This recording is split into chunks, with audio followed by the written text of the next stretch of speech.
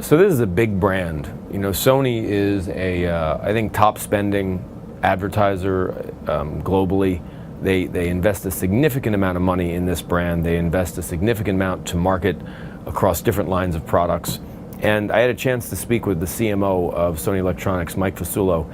It's a big business. They got a really big business, and the areas that we focused on during this podcast, I think, leave a lot of clues, meaning they're doing a lot of things right.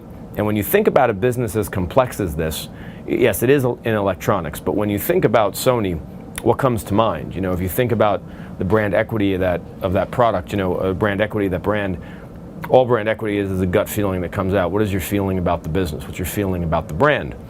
And that's not an easy thing to manage when you're talking about one brand name that crosses so many different product categories.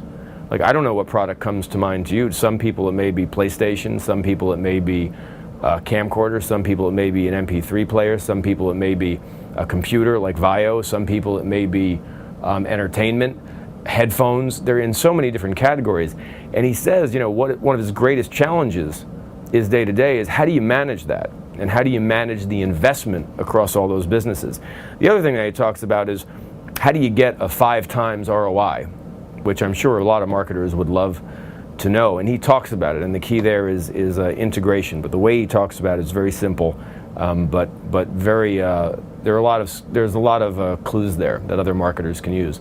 The other thing he said that was fascinating is that, you know, social media is not new. And his definition of it, the way he talks about it, is he's right.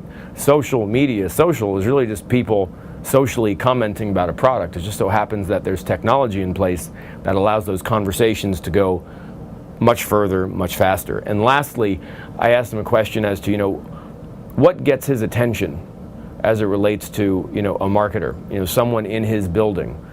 What gets his attention as it relates to an agency, you know, that's working to support his brand. And that answer is certainly worth listening. I hope you enjoy.